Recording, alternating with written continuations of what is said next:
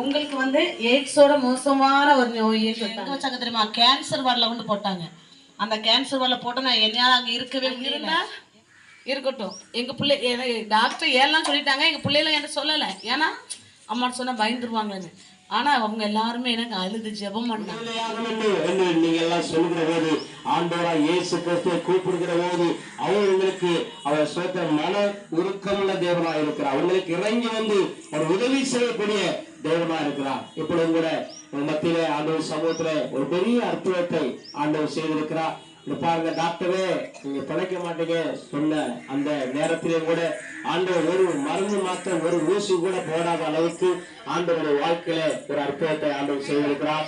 அந்த அவங்களுக்கு செய்த அந்த அற்புதத்தை நீங்கள் கேட்டு ஆண்டவரை இயேசுக்கு விசுவாசித்து அவரை நோக்கி கூப்பிடுங்க. கர்த்தர் உங்களுக்கு அவர் சந்திக்கிறார். பிள்ளைகள் உங்களை இயேசப்பா ரொம்ப நேசிக்கிறார். இதனால நீங்க எல்லாம் சுற்றி உங்களை பார்க்கும்போது ரொம்ப சந்தோஷமா இருக்குது. இயேசப்பா உங்களை தேடி வந்திருக்காங்க. இயேசு உங்களை எல்லாரையும் நேசிக்கிறார். அவர் நேசிக்கிறார். அவரை போல ஒரு தேவன் நாள் வந்து நம்ம அவர் சிறு பிள்ளை போல நம்ம மாறுகிற தேவன் நம்ம ஆண்டவர். சிறு பிள்ளைகளை பார்த்தா சிறு பிள்ளை போல, தாய் தகப்பனை பார்த்தா தகப்பனை போல நம்ம அரவணைக்கிறவரா இருக்கிறார். அந்த இயேசு பற்றி தான் உங்களுக்கு சொல்ல வந்திருக்கிறேன். இன்னும் ஒரு அற்புதம் எனக்கு இயேசு செய்திருக்கிறார். அந்த அற்புதத்தை நான் உங்களுக்கு சொல்ல போகிறேன். அது என்ன அற்புதம் நான் உங்களுக்கு எப்படி சொல்லணும்னா, எனக்கு இருந்த வியாதி வந்து யாருக்குமே இருக்காது. அது வந்து ஏதாவது ஒரு சிலருக்கு தான் அந்த வியாதி வருமா.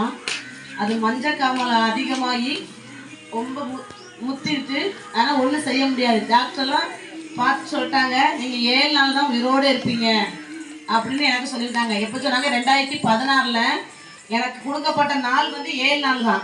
இந்த நாள் வந்து 2025 சந்திச்சிட்டோம். ஆனால் 2016 டாக்டர் ஒவ்வொரு டெஸ்ட்டு நான் போன கம்ப்ளைண்ட் வேற. ஆனால் அவங்க பிளட் டெஸ்ட் பண்ணிட்டு சொல்லிட்டாங்க, உங்களுக்கு வந்து எய்ட்ஸோட மோசமான ஒரு நோயின்னு சொல்லிட்டாங்க. எனக்கு எய்ட்ஸோட மோசம் சொன்னால் எப்படி இருக்கும்? மனசு ரொம்ப கஷ்டமாக இருந்தது. அதனால என்னை கொண்டு போய் வேளாம்மாள் மதுரையில் வந்து என்னை எங்கே வச்சாங்க தெரியுமா? கேன்சர் வார்டில் கொண்டு போட்டாங்க. அந்த கேன்சர் வார்டில் போட்டால் நான் என்னால் அங்கே இருக்கவே முடியல. என் மகள்கிட்ட சொல்கிறேன், என்னை வீட்டுக்கு கொண்டு விட்டுரு, இங்கே நான் இருக்க மாட்டேன்னு சொன்னேன். ஆனாலும் டாக்டர் என்னை கேன்சர் வியாதியில் கொண்டு போட்டோன்னே ரொம்ப அழுகிறேன். ஏசப்பா எனக்கு சுகந்தாங்க, உம்மால் முடியும், உங்களால் முடியாத ஒன்றுமே இல்லை அப்படின்னு இயேசுவை நான் கூப்பிட்டேன். அவர் கூப்பிடும்போது அந்த ஒவ்வொரு 3 டெஸ்ட்டு எடுத்தாங்க. 3 டெஸ்ட்டுமே அது வந்து பாம்பேக்கு போய் தான் அங்கேருந்து அந்த டெஸ்ட் வந்து பண்ண முடியும். ஆனால் அந்த டெஸ்ட்டு ஒவ்வொரு பிளட் டெஸ்ட்டும் வந்து 15,000 ரூபா ஒரு டெஸ்ட்டு பண்ணி எடுக்கணும். அப்போ 3 நேரமும் எனக்கு எடுத்தாங்க. எனக்கு வந்து அந்த வியாதி இருக்குன்னு தான் வந்துச்சு.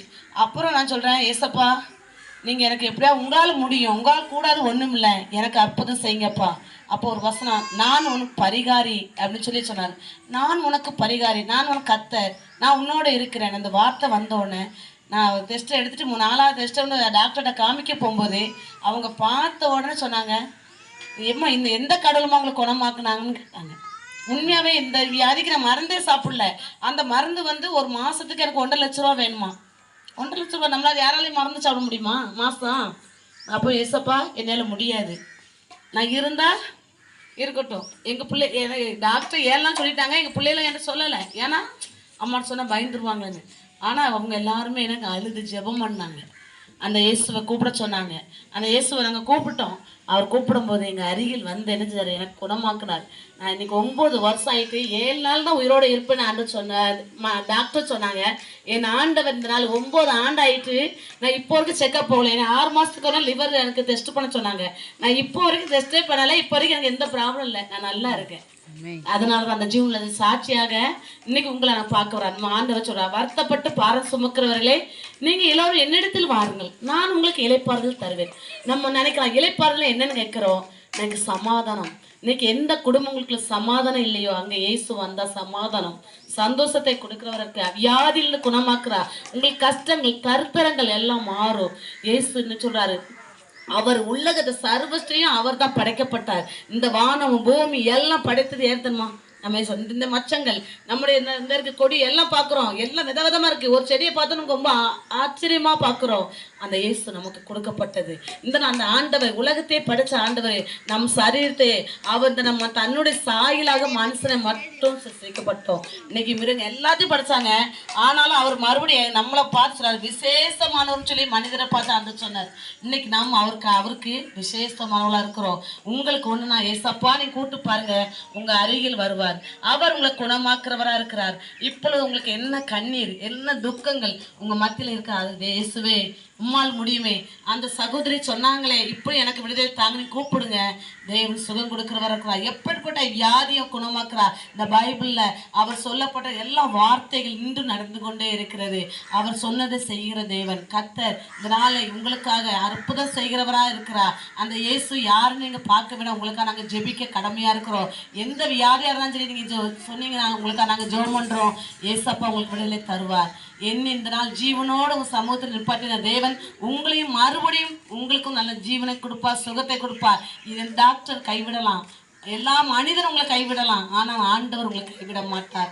நான் உன்னை விட்டு விலகவில்லை என்று சொல்றாரு. இன்னைக்கு நீங்க நினைக்கலாம் எல்லா மனிதனை விட்டு விலகிட்டாங்களே, எனக்கு யாரும் இல்லைன்னு சொல்லி நான் தனிமையா இருக்குன்னு சொல்லும் போது நான் உன்னை அருகில இருக்கிறேன். இயேசுவை கூப்பிட்டு பாருங்க, நமக்கு அவர் அருகில் வருகிறவரா இருக்கிறார். அவர் உங்களை ஆசீர்வதிக்கிறவரா இருக்கிறார். கர்த்தரை தேடுங்கள், அவர் நன்மையானது உங்களுக்கு தருவார்.